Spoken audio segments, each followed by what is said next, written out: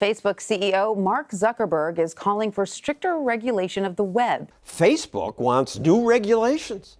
Mark Zuckerberg wrote an op-ed that said, lawmakers often tell me we have too much power over speech, and frankly, I agree. We shouldn't make so many important decisions on our own. Wow, it sounds so self-sacrificing. But give me a break.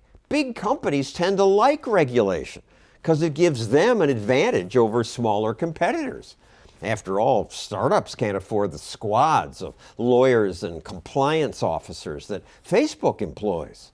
In France, they embedded officials inside the company. My position is not that there should be no regulation. Zuckerberg issued his call for regulation after spending hours being grilled by members of Congress. I think the internet is increasingly Do you embrace important. regulation?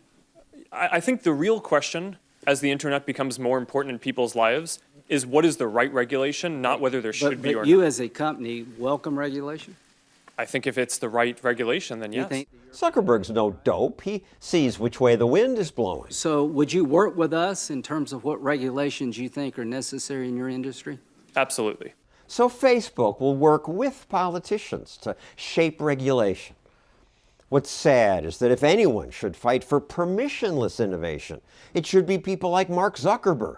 It's no accident that the amazing wealth creation that brought us Facebook, Google, Instagram, Apple, Microsoft, Amazon, smartphones, computers, all happened in the two big metropolitan areas farthest from Washington, D.C. Microsoft in the early 1990s was the largest company in the world, incredibly successful. And they spent exactly $0 on lobbying, on cronyism, on lawyers. They had no presence in Washington, D.C., not a single lawyer. Instead of spending money on lawyers and lobbyists, they spent it on technology.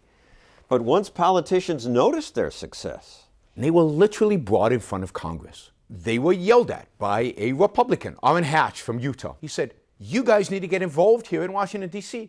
You need to build a building here. You need to hire lawyers here. In other words, the unspoken text, you need to bribe me. And Microsoft walked out of the meeting and said, you know what? You leave us alone, we will leave you alone. We're busy. We're running the biggest company in the world. There's a lot to do. The Justice Department has charged Microsoft. 6 months later, knock on the door at Microsoft. We're from the Justice Department. And we're here to prosecute you because you are offering the American public, you're offering your customers a product for free. This is Internet Explorer at a time when we were buying Netscape and paying money for it. They offered it for free. And that was deemed, bad business practices. They were trying to dominate the market. For 10 years, they had to fight that lawsuit. They lost. They got regulated. They got controlled. Guess how much Microsoft spends today in Washington, D.C.? how much? Tens of millions of dollars. They have a beautiful building about equal distance from the White House and from Congress. They have lawyers, they have lobbyists, they spend a lot of money, and indeed a lot of the other tech companies like Google learned the lesson. The lesson is, if you don't want politicians destroying your business, practice self-defense. Go to Washington and give them money. Kiss their rings. Making sure to keep politicians at bay.